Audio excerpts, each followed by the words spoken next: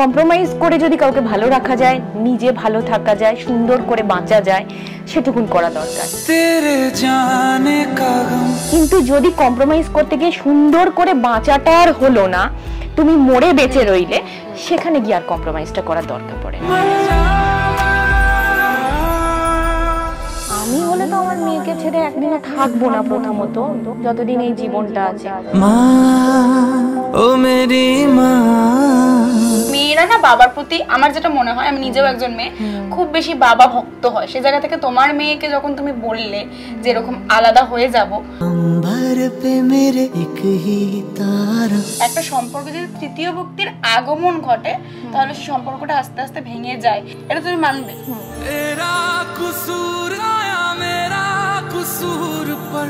আমার এই একা বাঁচতে বড্ড কষ্ট হয়। দিনের শেষে সব কথা মায়ের কাছে বলা যায় না, মায়ের বয়স হচ্ছে, বাবার কাছে বলা যায় না, আমার বলার মতো কেউ নেই। আমরা প্রত্যেকটা মেয়েই চাই সুখে শান্তিতে সংসার করতে, এবং তার জন্য ঠিক যতটা করা দরকার আমরা ঠিক ততটাই করি। সেরকম হলে কখনো কখনো আমরা নিজের কেরিয়ারকে স্যাক্রিফাইস করতেও পিছপা হই না, কিন্তু সেসব করার পরেও অনেক সময় আমাদের সংসার টেকে না।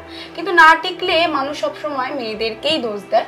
আমার সঙ্গে স্বর্ণকমল দি আছে, এই কথাটার সাথে তুমি কতটা মানে কি বলবো ঠিক মনে করো যে সম্পর্ক যদি না টেকে সেটাতে মেয়েদেরই দোষ দেয় মানুষ? এটা কি তোমার ক্ষেত্রেও হয়েছে?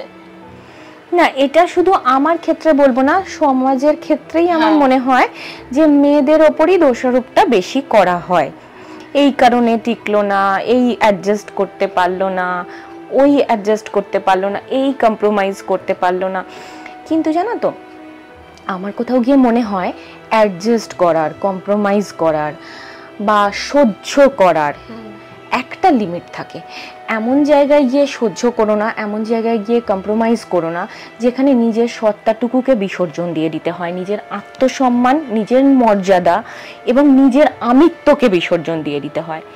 সেই জায়গায় গিয়ে কম্প্রোমাইজ করতে করলে সেখানে বেঁচে থাকা আর মরে যাওয়া দুটোর মধ্যে আমি কোনো মাঝখানে মানে একদম মরে যাওয়াটা অনেক বেটার, কিন্তু ওইভাবে জীবিত মৃত অবস্থায় থেকে আমার মনে হয় না কোনো লাভ আছে। তো দেওয়ালে পিঠ থেকে গেলে আমার মনে হয় আস্তে আস্তে পিঠ বাঁচিয়ে সরে আসাই ভালো। এই যে যেটা তোমাকে আমি জিজ্ঞাসা করলাম, যখন বলে না যে মেয়েদেরই দোষ ছিল, বা মেয়েটা যদি আরেকটু মানিয়ে নিত তাহলে কিন্তু সম্পর্কটা টিকে যেত, এই দেখো না, আরেকটু মানিয়ে নিতে নিতে কত দুর্ঘটনা তো ঘটে যাচ্ছে আমাদের চোখের সামনে, দেখতে পাচ্ছি। তো এই আরেকটুর তো কোনো শেষ হয় না, আরেকটুর কোনো সীমা পরিসীমা থাকে না। এটা হলো মানে ইনডেফিনাইট একটা ব্যাপার, তুমি করেই যাচ্ছ হয়ে যাচ্ছে। তার থেকে আমার মনে হয় যেখানে গেলে আর মানে কম্প্রোমাইজ তুমি অবশ্যই করবে, যেটুকু কম্প্রোমাইজ করলে আমার মনে হয় আমার মনে হয় ব্যক্তিগতভাবে আমি যেটুকু জীবনে করেছি, কম্প্রোমাইজ করে যদি কাউকে ভালো রাখা যায়, নিজে ভালো থাকা যায়, সুন্দর করে বাঁচা যায়, সেটুকুন করা দরকার। কিন্তু যদি কম্প্রোমাইজ করতে গিয়ে সুন্দর করে বাঁচাটা আর হলো না, তুমি মরে বেঁচে রইলে, সেখানে গিয়ে আর কম্প্রোমাইজটা করার দরকার পড়ে না।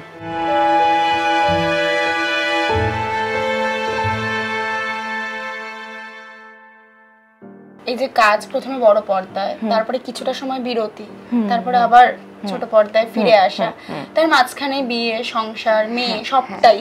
তো মাঝখানে যে কিছুটা বিরতি ছিল, সেই মাঝখানের বিরতির কারণটাই ছিল ওই সংসার, মেয়ে, এটারই কারণ ছিল সুন্দর করে সংসার করব। এবং হ্যাঁ, আমি ভীষণ মানে যে কারণে আমি বলিউডেও যাইনি, যেতে পারিনি। আমি চিরকালই খুব ঘরোয়া প্রকৃতির, খুব ক্যারিয়ারিস্টিক নয়। আমি ভীষণ ক্যারিয়ার নিয়ে ভাববো এরকম মানে মানসিক আমার কোনোদিনই ছিল না, পরিকাঠামোটা। তো সেক্ষেত্রে আমি ভেবেছিলাম যে আমাদের ফ্যামিলিতে যেরকম হয়ে থাকে একটা টাইম পর সেভাবেই করব। কিন্তু আমাদের প্রফেশনের টান এবং অভিনয়ের প্রতি যার ভালোবাসা থাকবে সে তো খুব বেশি দিন ছেড়ে থাকতে পারবে না। তো আমি আবার ফিরে আসি এবং এসেছি, মেয়েকে যতটুকু টাইম দেবার দিয়েছি। এবং ওই যে বললাম, কিছু জায়গায় তোমাকে জীবনে কম্প্রোমাইজ করতে হয়, অ্যাডজাস্ট করতে হয়, স্যাক্রিফাইস করতে হয়। তো এগুলো করেছি, করে ক্যারিয়ারে অবশ্যই কিছুটা ক্ষতিগ্রস্ত হয়েছে, কিছুটা নয় অনেকটা ক্ষতিগ্রস্ত হয়েছে। আমি তো যে অবস্থা থেকে কাজ ছেড়েছিলাম তখন আমি সিনেমা করছি, হিরোইন ছিলাম, তো সেটা আর ফিরে পাইনি গো। সেটা আর একদম ফিরে পাইনি, কিন্তু যেটুকু ফিরে পেয়েছি সেটুকু নিয়ে আমি খুব হ্যাপি। সেই যে তুমি যেটা বললে যে হিরোইন হতে বা বড় পর্দায় যে কাজ করার যে বিষয়টা, সেখান থেকে বিয়ের পরে কাজটা ছেড়ে দেওয়া কিছুটা সময়ের জন্য, সেটা কি হাজবেন্ড কোনোভাবে প্রেশারাইজ করেছিল যে এখন আর কাজ করো না বা কিছু, সেই কারণেই ছেড়ে দাও নাকি নিজের ইচ্ছেতেই পুরোটা ছেড়ে দিয়েছে? না না, কোনো ওরকম কোনো প্রেশার আমার উপর ছিল না, কিন্তু পরিস্থিতি ছিল। মানে সব সময় তো প্রেশার থাকে না লাইফে, তোমার যে প্রেশার থাকতেই হবে সেরকম কোনো নয়। কি হয় জানো, মানে মাঝে মাঝে আমরা কাউকে ডিরেক্টলি প্রেশার দিতে পারি, আবার এরকমও পরিস্থিতি হয় যে তোমার উপর প্রেশার করা হলো না, কিন্তু এমন পরিস্থিতিতে তুমি প্রেশার মানে বাধ্য হলে, ওটাই বলছি আর কি, প্রেশারটা এসে গেল যেখানে তোমাকে কাজটা ছাড়তেই হলো। এই যে একা থাকার, মেয়েকে নিয়ে একা এই বাকিটা সময় কাটানোর যে সিদ্ধান্ত, এটা একটা বড় সিদ্ধান্ত, সেটা মেয়েকেও মেনে নিতে হয়েছে। তোমার ক্ষেত্রে মেনে নেওয়াটা একটু হলেও সহজ হয়, কারণ মেয়েরা না বাবার প্রতি, আমার যেটা মনে হয়, আমি নিজেও একজন মেয়ে, খুব বেশি বাবা ভক্ত হয়। সে জায়গা থেকে তোমার মেয়েকে যখন তুমি বললে যে এরকম আলাদা হয়ে যাব বা সিঙ্গেল মাদার, তো এই সময়টা তখন তুমি তাকে বোঝাতে গেলে সে কিভাবে রিঅ্যাক্ট করেছিল? ওর কোনো রিঅ্যাকশন নেই, কোনো রিঅ্যাক্টই করে না আমার মেয়ে। আসলে ও ছোট থেকে অনেক কিছু দেখেছে, তার জন্য ওর, এবং দেখেছে, বুঝেছে, রিয়েলাইজ করেছে। এবং তুমি যেটা বলছো আমি আমার মেয়েকে বোঝাবো, এই ক্ষমতা আমার নেই, কারণ আমার মেয়ে আমাকে রোজ বোঝায়। পুরো ব্যাপারটা পুরোপুরি উল্টো। মা বলতে পারো, বন্ধু বলতে পারো, মানে সবকিছুই বলতে পারো। মানে ইনফ্যাক্ট আমি খুব ইমোশনাল মানুষ, আমি প্রচণ্ড ইমোশনাল মানুষ, এবং আমি খুব নরম মনের মানুষ। আমার বাড়িতে যে কাজ করে সেও যদি আমাকে দুটো খারাপ কথা বলে বা সেও যদি দুদিন না আসে, আমি একা বসে চা খেতে পারি না, আমার কান্না পায়। মানে সে বহু বছর ধরে আছে, আমার যখন বিয়ে হয়েছিল সেই মাসি আমাকে মানে বিয়ে দিয়ে এনেছিলেন আর কি। তো মাসি যদি রাগ করে দুদিন না আসে, আমি বসে চা খেতে পারি না, আমি ঝরঝর করে কাঁদি। আবার গিয়ে কালীমাতা কলোনিতে উনি থাকেন, ওখান থেকে আমি গিয়ে ওকে গাড়ি করে ডেকে নিয়ে আসি। মানে আমার মানসিক স্ট্যাটাসটা ওই রকম। আমার মেয়ে ঠিক তার অপোজিট। আমার মেয়ের কাছে মানে একদিন আমার খুব, আমি একটা এক্সাম্পল বলছি, পরশুদিন রাত্রে আমার খুব শরীর খারাপ হচ্ছিল, তো ওতেও তাই মেয়েকে বলে আমি যদি মরে যাই কি হবে, তুমি মরে গেলে তোমাকে এখানে পুঁতে দেবো, পোড়াবার মতো এখন সময় আমার নেই, আমার পরীক্ষা আছে। মানে ও বিষয়টা একটু অন্যরকম ভাবে ও হচ্ছে, আর তুমি মরে যাবার আগে আমি তোমাকে হসপিটালে নিয়ে যাব, দাদুয়াকে মামুকে ফোন করব, আমি হসপিটালে নিয়ে যাব, তুমি মরবে না, তুমি বমি করো, তুমি মানে এরকম। আমার মেয়ে এতটা প্র্যাকটিক্যাল, এবং আমার মেয়ের কাছে, তারপরে আমি যদি না বাবু আমি যদি চলে যাই তোর কি হবে, মানুষ মাত্রই মর্টালিটি থাকবে, এতে বলার কি আছে। মানে ও হচ্ছে ডিফারেন্ট একটা মানুষ। তো সে জায়গায় দাঁড়িয়ে ওর কাছে এই ব্যাপারটা না একদমই মানে কোনো এফেক্টিভ না, এবং বাবার থেকে আলাদা হয়ে যাব এটাতে খুব একটা ওর কাছে এফেক্টিভ না, কারণ ও আমার সাথে একটু বেশি ক্লোজ চিরকালই, যেহেতু বড়টাইও আমার কাছে বেশি হয়েছে, তো সেক্ষেত্রে আমার সাথেই ও খুব ক্লোজ। আর আমার কাছেই শোয়ে, আমার কাছেই থাকতো, মানে ম্যাক্সিমাম টাইমটা। আগের কথা না, এখনের কথা। মানে ওর আজকে 14 ইয়ার্স, ওই 14 বছর ধরেই আমার সাথেই শোয়। আমি আর ওই মানে এই ফ্ল্যাটে যতদিন ছিলাম একসাথে এই ঘরটাতেই শুতাম, ওই ফ্ল্যাটে যখন আমরা শিফট করেছি আমি আর মেয়ে একসাথে, তো আমরা সব সময় ও আর আমি মানে রুম শেয়ার করেছি, সবকিছু শেয়ার করেছি, যেখানে যখন থেকেছি ও আর আমিই থেকেছি। তো সেই জন্য ও বেশি ক্লোজ আমার সাথে, সেখানে ওর কাছে খুব একটা এই ব্যাপারটা এফেক্ট করেনি। বরং ও সবসময় বলতো যেটাতে তোমরা মানে আমার সামনেই ঝগড়া অশান্তি করবে না, এই পরিবেশটা সৃষ্টি হবে না, সেরকম হলে আমি শান্তি পাই। আমাকে আমার মতো মন দিয়ে পড়াশোনা করতে দাও বা আমাকে শান্তি দাও।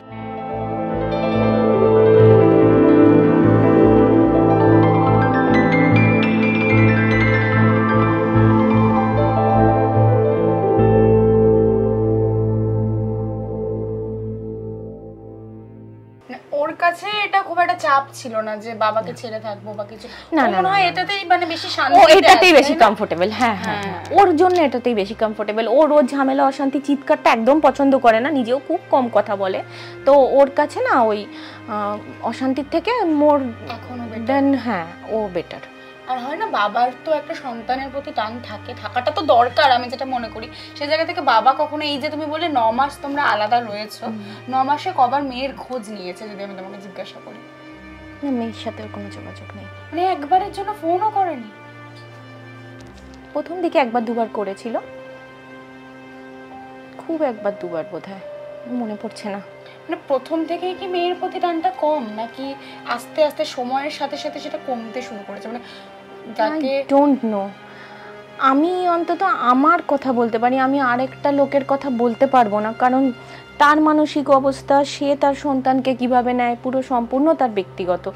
আমি হলে তো আমার মেয়েকে ছেড়ে একদিনও থাকবো না, প্রথমত যতদিন এই জীবনটা আছে, কোনো পরিস্থিতিতেই না, মানে কারোর জন্যই আমি ওই কম্প্রোমাইজ করব না, কেরিয়ারের জন্যও না।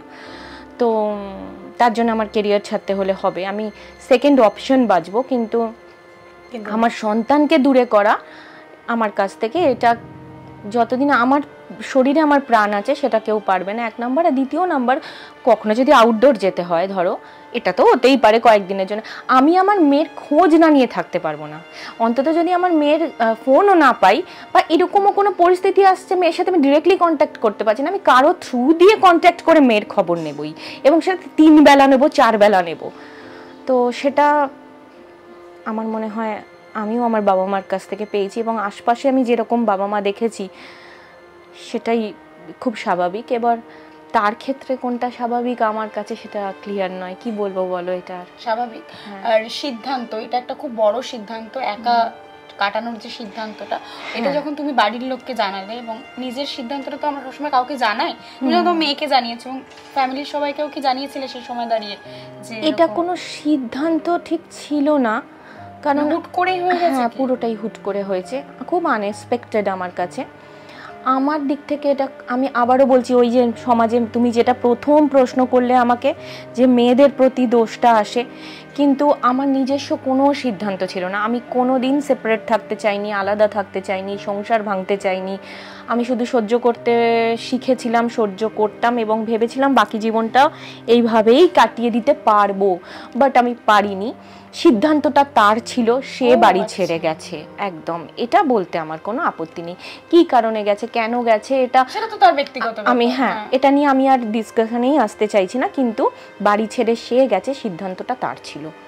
তোমাকেই সে জানালো যে আমি আর এই সম্পর্কটা, সে বেরিয়ে গেল, মানে চলে গেল, মানে ডেসপারেটলি। সেদিন স্বাভাবিকভাবেই, খুব একটা সুস্থ পরিস্থিতিতে নয়, অসুস্থ পরিস্থিতি, অস্বস্তিকর পরিস্থিতিতেই সে চলে যায়, এবং আর আসে না। এবং শুধু তোর একটা সংসার, যখন একটা মেয়ে বিয়ে করে, শুধু তো তার স্বামী নয়, তার পারিপার্শ্বিক আরো অনেক মানুষ থাকে, যেমন শ্বশুর শাশুড়ি।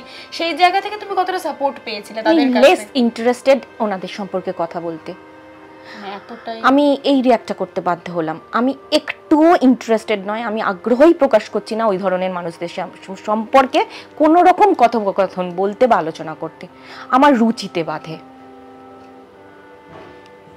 একদমই তাই, কারণ একটা মানে আমার হাজবেন্ড সম্পর্কে আমি বলতে পারি, তার কাছ থেকে আমি কিছুটা হলেও আমার কাজের জন্য আমাকে আবার কাজে ফিরতে সে বলেছিল, কারণ তার সাথে আমার সম্পর্ক ছিল, সে আমার মেয়ের বাবা, তার প্রতি আমার ওইটুকু এখনো আছে, তার জন্য আমি আমার সন্তানকে পৃথিবীতে পেয়েছি। অবভিয়াসলি যদি পরবর্তীকালে সম্পর্কটা বন্ধুত্বর মতো হয়ে যায়, আমরা একসময় বন্ধুই ছিলাম, মানে আমাদের সম্পর্কটা যখন তৈরি হয়নি, আমাদের লাভ ম্যারেজ ছিল, তো লাভ ম্যারেজের আগে আমরা বন্ধুই ছিলাম। আবার যদি কখনো বন্ধুত্বের সম্পর্কে ফিরে আসতে পারি, বন্ধুত্ব থাকে, সুন্দর করে সেটা রাখার চেষ্টা করব, সেটা রাখবো, থাকবে তার প্রতি সেটা আমার সব সময়। কিন্তু আমি ওই জাতীয় মানুষ সম্পর্কে কোনো কথা বলবো না, বলাই ভালো। যেটা তুমি বলছিলে যে বন্ধুত্বের সম্পর্ক যদি পরবর্তীকালে সে রাখতে চায়, তাহলে তুমিও রাখবো, নিশ্চয়ই রাখবো, এবং সম্পর্কটা যদি সহজ করতে চাই করব। হয়তো একসাথে থাকাটা আর কোনোদিন পসিবল হবে কিনা জানি না, বাট ডিভোর্সটাও কোনোদিন হবে কিনা আমি কোনোটাই এখনো জানি না গো, বুঝলে। তা ওনার সম্পর্কে আমি দুটো কথা বলতে পারি, আমার অধিকার আছে, কারণ তিনি লিগালি এখনো আমার হাজব্যান্ড এবং আমার সন্তানের বাবা, এবং আমাদের মধ্যে বন্ধুত্ব ছিল, পরবর্তীকালেও যদি সেটা হয় তাহলেও আমি সেটা নিয়ে খুশিতেই থাকবো। ওনার সম্পর্কে আমি একটা জায়গায় 10টা কথা বলতে পারি, সেই অধিকার আজও আমার আছে, কিন্তু আদার আমি পারিপার্শ্বিক মানুষদের নিয়ে কথা বলতে প্রচন্ড ঘৃণা বোধ করছি। একদমই তাই। এবং যেটা বললে যে ভালোবাসা মানে প্রেম থেকে একটা বন্ধুত্ব থেকে সম্পর্কটা শুরু হয়, অনেকের কাছে আমি শুনেছি যে প্রেম করে বিয়ে যারা করে তাদের সম্পর্ক টেকে না, এটা তুমি আজও শুনবে, 10 বছর আগে কিন্তু আমরা শুনে এসেছি। যদি অ্যারেঞ্জ ম্যারেজ হতো, পরিবার থেকে দেখে দিত, তাহলে হয়তো আজকে এই জায়গায় দাঁড়াতি না তুই এসে। এই কথাটা তুমি কখনো শুনেছো তোমার লাইফে? ভুল করলি ওকে বিয়ে করে, তোকে প্রথমেই বলেছিলাম।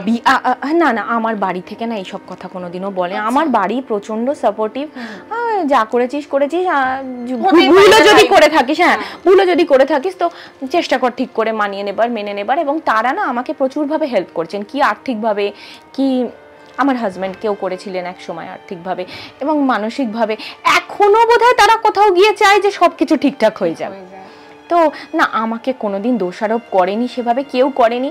যে ভুলটা হয়ে গেছে তার জন্য পাশে আছে, বিভিন্নভাবে পাশে থাকার চেষ্টা করে যতটুকু তাদের পক্ষে সম্ভব আর কি। আমার বাড়ি থেকে একদম আমার মানে ফ্যামিলি পুরো ডিফারেন্ট। আমি কোনোদিন জোর গলায় কাউকে কথাই বলতে শুনিনি আমার বাড়িতে। চিৎকারটা কেমন হয় আমি বিয়ের আগে জানতাম না, আমার তোমার কি হয় জানতাম না, টাকা আবার তোমার আমার হয় সেটাও জানতাম না, অনেক কিছু জানতাম না। বিয়ের পরে শিখলে? হ্যাঁ, মানে তোমার স্বামীর টাকা আমার স্বামীর টাকা আলাদা হয়, আর মানে এই ধরনের আমি মানে আমি না টাকাটাই যে কার হতে পারে কার হয়, টাকাই যে এরকম ভাগাভাগি হয় সব কিছু জানতাম না আমি আসলে। আমার টাকা আমার, তোমার টাকা তোমার, এই যে হিসাব। ইনফ্যাক্ট এখনো আমাদের বাড়িতে এটা নেই। মানে আজকে আমি যদি কিছু একটা কিনি, হয়তো সেটা ভাইয়ের দরকার, কিনে নিয়ে চলে গেলাম। আবার আমার হয়তো অনেক কিছু দরকার, ভাই হয়তো কিনে নিয়ে দিয়ে দিল আমাকে, এই ধরো এই ফোন বা ধরো আমার এসি, হোয়াট এভার, আমার গাড়ি, ইনফ্যাক্ট আমার বাড়ি, আমার যদি কখনো মনে হয় আমার ভাই আমায় কিনে দিয়ে দেবে, কিন্তু সেটা যে আমার ভাইয়ের টাকা দিয়ে কিনেছি সেই হিসাবটা এরকম ব্যাপারটাই আমাদের মধ্যে নেই। না না না, কবে দিবি তো দূরের কথা, মানে ও যে কিনে দিয়েছে এটাই বলবে না কোনোদিন। কত টাকা অ্যামাউন্ট সেটা তো তুমি জানতেই সেটা আমি আজও জানি না, বিশ্বাস করে। এই বাড়িটারও কত দাম, ওই বাড়িটারও কত দাম আমি জানি না। আমি কোথা থেকে মানে অ্যারেঞ্জ করে দিয়েছে বাবা বা ভাই আমি কিছু জানি না। আমাদের পরিবারে এসব নেই। এটা হয়তো তুমি বিয়ের পরে শিখেছো, মানে শিখেছি না, শিখতে বাধ্য হয়েছি, মানে রিয়েলাইজ করেছি যে এটা কতটা ভয়ানক হতে পারে, সেই জায়গাগুলো আমি আর আসছি না। একদমই তাই। এবং তুমি আগেও আমি যে দু জায়গায় দেখলাম যে তুমি বলছিলে যে একটা ব্যক্তিগত কারণই, যদিও একটা ছোট করে তুমি শেয়ার করো, যে এই কারণটার জন্য তোমাদের সম্পর্কটা ভেঙে যাওয়ার হয় না, যে সবাই বলে দেখবে যে একটা সম্পর্কে যদি তৃতীয় ব্যক্তির আগমন ঘটে তাহলে সেই সম্পর্কটা আস্তে আস্তে ভেঙে যায়। এটা হয়তো তোমাদের সম্পর্কের ক্ষেত্রেও কিছুটা হলেও তো সত্যি, এটা তুমি মানবে? সেটা নিয়ে যদি এইটা নিয়ে না আর আমি বলতে চাইছি না গো, এটা নিয়ে আর বলতে চাইছি না। কেন বলো তো, আমি এই দুটো কথা বলবো এবার, আমি তো শুধু মুখেই বলবো, আমি তো তোমাদেরকে প্রমাণ দেখিয়ে দেখিয়ে এই ক্যামেরার সামনে বলতে পারবো না। তো সেক্ষেত্রে তার মনে এফেক্ট করবে, তার খারাপ লাগবে, সে আবার আমাকে ফোন করে দুটো কথা বলবে, না হলে সে তার পেজ থেকে উল্টোপাল্টা লিখবে। এই কাদা ছোঁড়াছুড়িটাতে তুমি একটু বন্ধই করতে চাও? আমি একদম বন্ধ করতে চাই, আমি যেতেই চাই না। কারণ এইসবের কোনো প্রমাণ হয় না। আমি ঘরের মধ্যে বসে তোমার সাথে চা কফি খেয়েছি না, তোমার সাথে অন্যরকমভাবে ডিল করেছি, তার কিন্তু কোনো প্রমাণ হয় না। অতএব আমি এই পুরোটাই শোনা, পুরোটাই বুঝেছো, আমি তো প্রেজেন্ট ছিলাম না কোনো টাইমে, তাই না? আজকে তুমি আর আমি এখানে বসে আছি, ক্যামেরাটা অন আছে, না থাকলে কেউ বলতে পারে তোমার আমার সম্পর্ক আছে তাই বসে আছি, কেউ বলতে পারে তোমার আমার বন্ধুত্ব আছে তাই বসে আছি, কেউ বলতে পারে কিছুই নেই শুধু দেখা হয়েছে বলে বসে আছি। তো যখন প্রমাণ নেই তখন আর আমি এই জায়গাটা যেতে চাইছি না, এই কাদা ছোড়াছুড়ি জায়গাটাই আমি যেতে চাইছি। তুমি বুঝে গেছো, তুমি সরে এসেছো, আমি কিছু রিয়েলাইজ করেছি, তারও কোনো প্রবলেম ছিল, আমরা সেটা নিজেরা সিদ্ধান্ত নিয়ে সরে গেছি দুজনের জায়গা থেকে, ব্যাস এইটুকু। এটাই শুধু যে আমাদের মধ্যে এটাই ছিল তা নয়, আমি তোমাকে বারবার আমি সব জায়গাতেই বলেছি আমাদের পারিবারিক একটা মারাত্মক সমস্যা ছিল। পারিবারিক সমস্যার প্রথম দিকে যে আমাদের মধ্যে তৃতীয় কোনো ব্যক্তির আগমন ছিল এরকম নয়, কিন্তু চূড়ান্ত পারিবারিক সমস্যায়, যেটা হয়তো ম্যাক্সিমাম বাঙালি মধ্যবিত্ত ফ্যামিলিতেই হয়, যার জন্য অনেক মেয়ে ঘর করতে পারে না।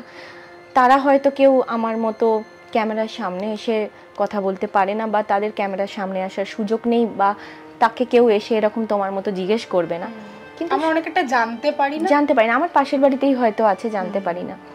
কিন্তু আমার মারাত্মক লেভেলের পারিবারিক সমস্যা ছিল, তো সেইখানে হয়তো হতো, সেটা থেকে শুরু, তারপরে কোথাও গিয়ে কখনো কেউ এসেছে কি আসেনি সেটা ধরো আমি ওই বিতর্কটা আর যেতে চাইছি না, কারণ সেটা তুমি চোখে দেখো না। আমি তো বলছি না দেখে আমি কোনো কথা বলতে চাই না, বেটার মানে আর এই জায়গাটায় দাঁড়িয়ে জানলেও আমি কিছু কমেন্ট করতে চাই না। চাও না, কারণ এখানে কমেন্ট করে তো কোনো লাভ নেই, কারণ যেটা থেকে বেরিয়ে এসেছি ভেঙে গেছে বেরিয়ে এসেছি, সেটা নিয়ে আর নতুন করে কাটাছেঁড়া করে কোনো লাভ নেই। একদমই তাই। এবং এই মুহূর্তে দাঁড়িয়ে তোমার কাছে কাজটা এবং তোমার সন্তান, এই দুটোই হচ্ছে তোমার জীবনের মেইন প্রায়োরিটি লিস্টের। একদম বাবা মা মেয়ে কাজ আমার ফ্যামিলি সবকিছু। আর কাজটা আমার কাছে চিরকালই খুব ইম্পর্টেন্ট ছিল, আজও খুব ইম্পর্টেন্ট। সেটা আমাদের ব্রেড অ্যান্ড বাটার যেমন, তেমন আমাদের মানে মনের আনন্দের জায়গা, আমরা ওখানে রিলিফ পাই, সবটাই। পেশা এবং নেশা দুটোই। আমার তো নেশা বেশি, পেশা তো অবশ্যই মানে এটা ছাড়া আমি আর কিছু করতে পারবো না, কিন্তু আমার নেশা। এই মুহূর্তে দাঁড়িয়ে তো তুমি চিরসখা করছো, আর কোনটা যেন করছো? চিরসখা করছি আর বেদেনী জ্যোৎস্না করছি, আমাদের জি সোনারে যেটা শুরু হলো। হ্যাঁ, দুটোরই কি মানে চলছে একবারে এক নাগারে? হ্যাঁ, একটু মাঝে মাঝে এটা ওটা গ্যাপ থাকে আমাদের, যেমন হয় চলছে। আর একটা ওয়েব সিরিজ করলাম মাঝখানে, মানে এখন কাজটা মন দিয়ে করা হচ্ছে। হ্যাঁ, আমি সব সময় সেটা করতে চাই, কাজের মধ্যেই সবথেকে বড় মানে বিকাশ এবং প্রাণ পাওয়া যায়, আমি ওটাতেই থাকতে চাই। এই যে কাজ মানে যখন ধরো শুটিং থাকে, শুটিং এ চলে যাও, এবং তাছাড়া বাড়িতে যে টাইমটা তুমি কাটাও সেটা কিভাবে কাটাও?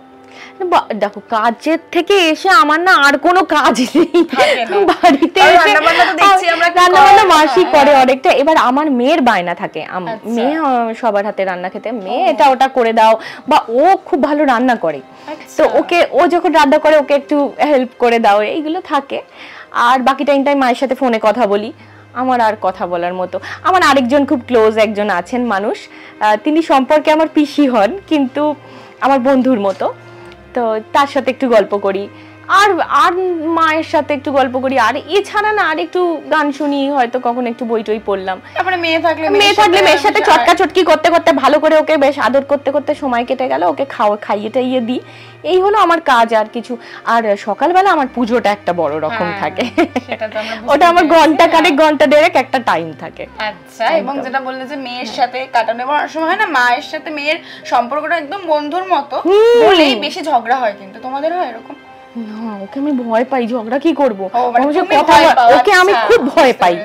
আমি না এইখানে দেবো, ওর যে একজন ওকে দিয়ে দিদি দেখাশোনা করেন, ও ওকে ভয় পায়।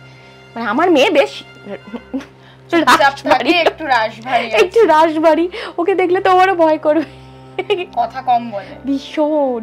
আর তুমি তো একটু ইন্ট্রোভার্ট, আমি প্রচন্ড এক্সট্রোভার্ট, আমি কথা না বলেই থাকতে পারি না, একদম তোমার অপোজিট। কিন্তু মানে বন্ধুত্বটা একদম তোমাদের, কারণ আমরা দুজনের পালসটা বুঝি। হ্যাঁ, এটাই হচ্ছে সবথেকে বড়, এটাই দরকার সবার, কারণ মা মেয়ের সম্পর্কটা যদি বন্ধুর মতো না হয় তাহলে খুব মুশকিল। তোমার মেয়ের লাইফেও পরবর্তীকালে কেউ আসে, সে তোমাকে খুব নির্দ্বিধায় বলতে পারবে, ইনফ্যাক্ট ওর সব কথা আমাকে খুব নির্দ্বিধাতেই বলে। তুমি কখন এমনি জিজ্ঞাসা করে এই তোর কাউকে ভালো লাগে নাকি, মানে মজা করি, এইসব খুব মজা করি। হ্যাঁ, রেগে যায় না। আমার মেয়ে, ওই যে বললাম আমার মেয়ে খুব অদ্ভুত প্রাণী। এবার দেখো, এখন তো মানে টিনেজ চলছে, এখন তো হবেই একটু একটু টুকটাক ভালো লাগাটা। ও হচ্ছে উল্টো, কারোর যদি ওকে ভালো লাগে তাকে গিয়ে মেরে আসে, তাকে গিয়ে পিটিয়ে আসে, তার স্ক্রিনশট তুলে ভাইরাল করে দেয়, এই সব মানে ওর ডেঞ্জারাস। ওর কোনো রিলেশন হওয়া, আমি খুব রসকসহীন আর কি, মানে খুব প্র্যাকটিক্যাল একটা মানুষ, এবং খুব নিরস। আমি বলি তুই খুব নিরস, তোর জায়গায় আমি হলে কিন্তু খুব অন্যরকম ভাবে এনজয় করতাম।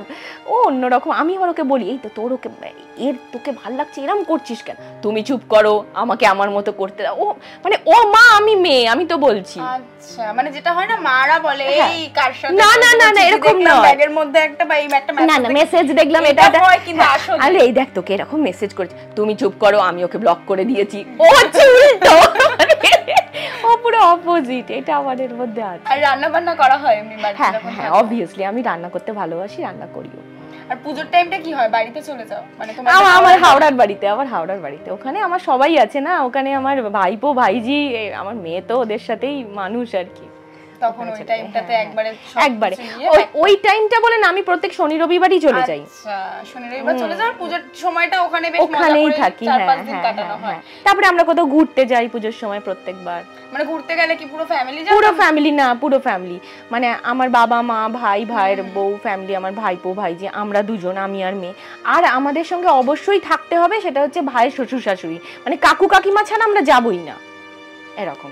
মানে তোমরা মানে আমাদের একটা 11 জনের টিম আছে, ওই টিমটাই আমরা বেড়াতে যাই।